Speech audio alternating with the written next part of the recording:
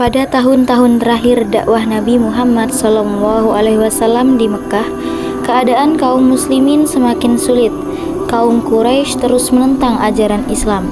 Banyak sahabat disiksa, dihina, bahkan diusir hanya karena mempertahankan keimanan mereka.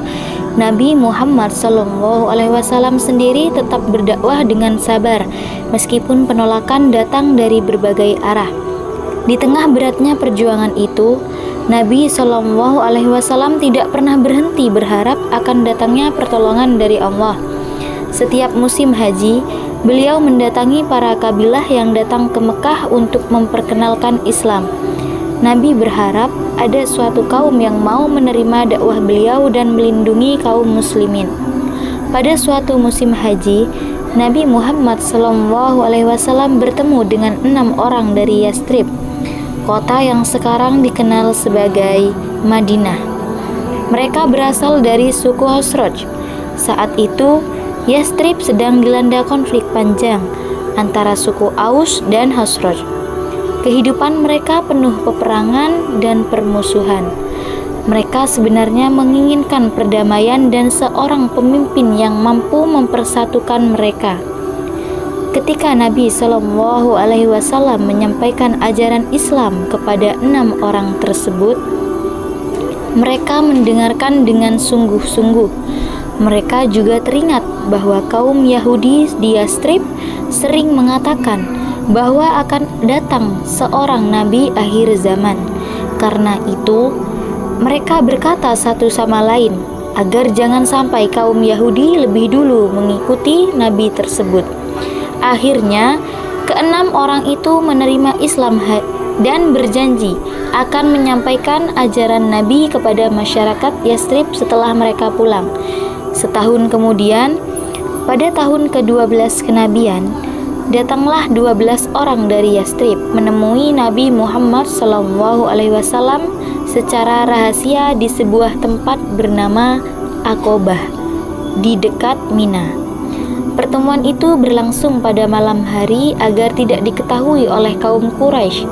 Dalam suasana yang tenang dan penuh harapan, mereka menyatakan keimanan kepada Allah dan Rasul-Nya. Mereka juga melakukan baiat atau janji setia kepada Nabi Muhammad SAW. Isi janji itu bukan tentang peperangan, melainkan tentang keimanan dan akhlak. Mereka berjanji tidak akan menyekutukan Allah, tidak mencuri, tidak berzina, tidak membunuh anak-anak mereka, tidak berdusta, dan tidak akan durhaka kepada Nabi dalam perkara kebaikan. Baiat ini kemudian dikenal dengan nama Baiat Aqobah pertama. Baiat tersebut menjadi momen yang sangat penting dalam sejarah Islam. Untuk pertama kalinya, ada sekelompok orang dari luar Mekah yang siap menerima Islam dengan hati yang terbuka. Setelah baiat itu, Nabi Muhammad SAW mengirim seorang sahabat muda yang cerdas dan lembut akhlaknya, yaitu Mus'ab bin Umair, ke Yastrib. Tugasnya adalah mengajarkan Al-Quran dan ajaran Islam kepada masyarakat di sana. Mus'ab bin Umair ini berdakwah dengan penuh kesabaran. Sedikit demi sedikit, Islam mulai berkembang di Yastrib. Banyak tokoh penting yang akhirnya masuk Islam. Rumah-rumah penduduk mulai dipenuhi lantunan ayat Al-Quran. Persaudaraan dan kedamaian yang dulu sulit didapatkan perlahan mulai tumbuh. Peristiwa Baiat Aqobah pertama ini menjadi awal terbentuknya masyarakat Islam di Madinah. Dari sinilah jalan menuju hijrah Nabi Muhammad SAW mulai terbuka. Peristiwa ini juga menjadi bukti bahwa kesabaran dalam berdakwah akhirnya akan datang pertolongan dari Allah.